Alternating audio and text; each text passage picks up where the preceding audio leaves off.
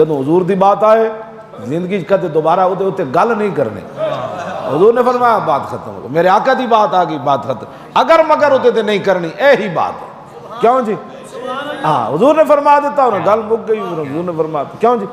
عثمان غنی کو آیا حضور نے بندے بھیجے نا, ایک بندہ بھیجا, فرمایا انہیں کہا جی پیسے چاہیے, فرمایا عثمان غنی کو چلے جاؤ. عثمان غنی کو آئے. عثمان غنی اپنے غلام نال غصے ہو رہا ہے, فرمایا نالائکا آج تو آٹے نمک زیادہ پایا.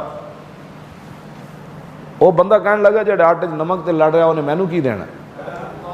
وہ واپس چلے گئے حضور دی بارگاہ. انہیں کہا حضور جس بندے کو تسی مینوں بھیجا وہ بندہ تے بالکل پیسہ لان دا روادار ہی کوئی نہیں, وہ تو نمک تے لڑ رہا.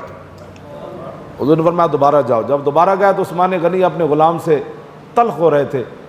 آج آپ نے دیے میں تیل زیادہ ڈالا, وہ نیچے گرا ہوا تھا, تھوڑا تھوڑا ڈالنا تھا نا, وہ ضائع کر دیا آپ نے. اس نے کہا یہ نہ کی دیڑے جی, کمال والی بات, یہ جڑے دیے دے تیلوں تو لڑ رہا, نمک تو لڑ رہا.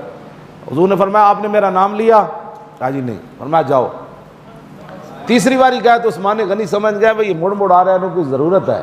فرمایا کیویں آ رہا تو؟ انہوں نے کہا میں نے حضور نے بھیجا, میں ضرورت مند ہوں, پیسے چاہیے دیں. انہوں نے کہا پھر واپس کیوں گیا؟ جب حضور نے بھیجا تھا تو آپ نے مجھے بتایا نہیں. انہوں نے کہا جی آپ لڑ رہے تھے نمک سے اور تیل سے تو میں اس لیے. پتہ ہے عثمان غنی کی فرمایا؟